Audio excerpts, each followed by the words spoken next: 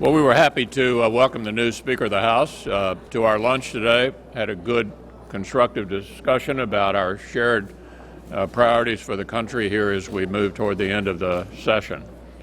On the Senate floor, we'll be trying to move to proceed to this ridiculous overreach on the part of the Obama administration that would attempt to regulate virtually every puddle in America under the EPA. I hope we'll be able to move to Senator Barrasso's bill. We'll find out here at 2:30. With that, let me turn it over to Senator Cornyn. Well, as Senator McConnell indicated, we'll be taking up the Waters of the U.S. rule from the Public Environment, EPA. And this is such a bad rule, it really does represent the single largest private property grab literally in American history. This is in response to a Supreme Court decision in 2006 that knocked down the attempt to regulate waters that were not navigable waters, ones which the federal government arguably should have jurisdiction. And my hope is that we'll be able to get Democrats to join us in passing Senator Barrasso's bill and putting it on the President's desk. Failing that, we will move to the Congressional Review Act, which requires 51 votes, and we will put that on the President's desk for his action. There is some positive news, and that is the President is actually taking up the cause of criminal justice reform and seems to be embracing the bipartisan action of the Senate Judiciary Committee in reforming our criminal justice system, taking the example of successful experiments in this area in prison reform in the states, as well as encompassing some sentencing reform as part of that. I think this represents a golden opportunity for us to make a real accomplishment which will keep our communities safer and make our criminal justice system more just. Well, in a few minutes we'll begin voting on this bill related to water, the Federal Quality Water Protection Act. This is a bipartisan piece of legislation. We have a number of Democrat senators who have co-sponsored it with me because we are all trying to respond to a significant overreach by the EPA. Everyone wants clean water, lakes, streams, you name it, rivers. But when the EPA goes after ponds and puddles and prairie potholes and dry ditches, that becomes basically the poster child for an EPA overreach. Now, 31 states have already sued the Obama administration over these rules by the EPA. There have been 2 court rulings to stop the EPA from moving forward. And the bill on the floor now basically finds an area of significant common ground that protects the lakes and the rivers and the streams, as well as protects the farmers and ranchers and landowners by giving the EPA clear direction from Congress about what reasonable and responsible regulations look like.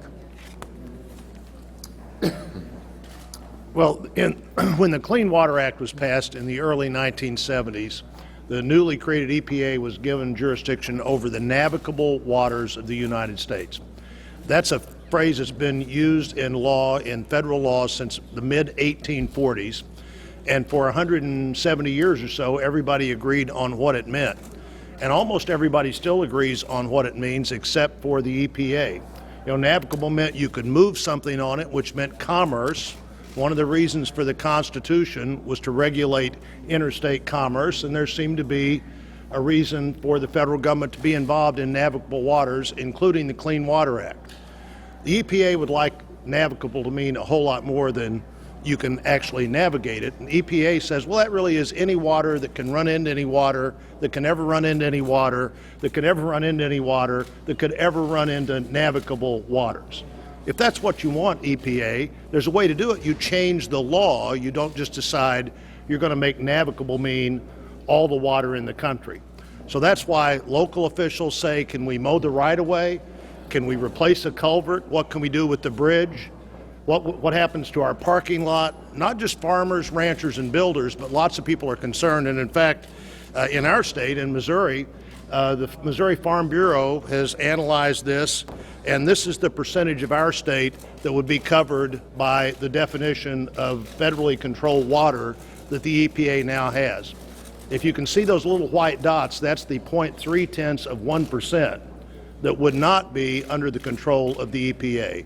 This is a jurisdiction the federal government could never exercise if they were given this jurisdiction, and the law doesn't allow them to do it. That's what this vote is about today.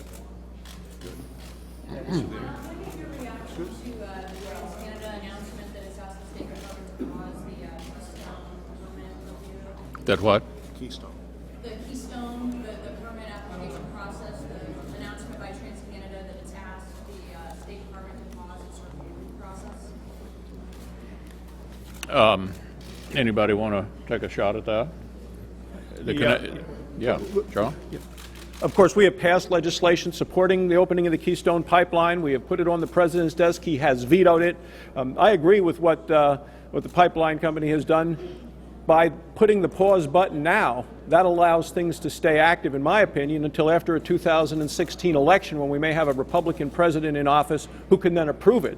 I think the fear right now is that the president was getting ready to oppose it and put a final close down on it, and this just keeps it alive. Speaker Ryan this morning seemed to rattle his sword a little bit at the White House over the issue of riders. Do you stand by your previous injunction now when you've said over and over, we're not going to have any government shutdowns? Does that still stand? Oh, look, riders in appropriation bills are quite common. The Democrats will have some, too. Of course, there will be some riders in the appropriation bills. I'm having a hard time remembering one that didn't. So both sides will get into a negotiation here at the Appropriations Committee level. And at the end of the day, there will be some riders. Senator, what about the controversial ones like Planned Parenthood, the ones that really cause We'll negotiate all of that through the Appropriations Committee process. Senator McConnell, Senator Rubio was at the lunch just now, but as you know, he's been absent for a number of votes this year. Some Democrats have called on him to actually resign. In your view, given the number of absences, can he still be an effective senator? You know, I can't recall Democratic senators complaining about Senator Obama missing votes. I can't even recall them complaining about Senator McCain missing votes.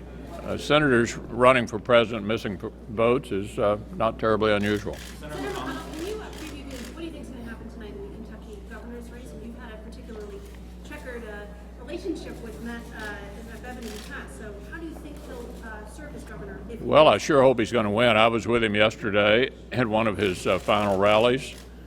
Kentucky desperately needs to go in a different direction, and I'm very, very hopeful that Matt Bevin will be able to pull it off. Senator Cruz said last week that you're an effective Democratic leader of the Senate. Do you have a reaction? You know, I've done a pretty good job of staying out of the presidential race, and I think I'll continue to do that. Sounds like a Senate post. How quickly will you move to the disapproval resolution if this cloture vote fails? You mean the CRA? Yeah. Yeah, this afternoon. Yeah. Thank you, everybody.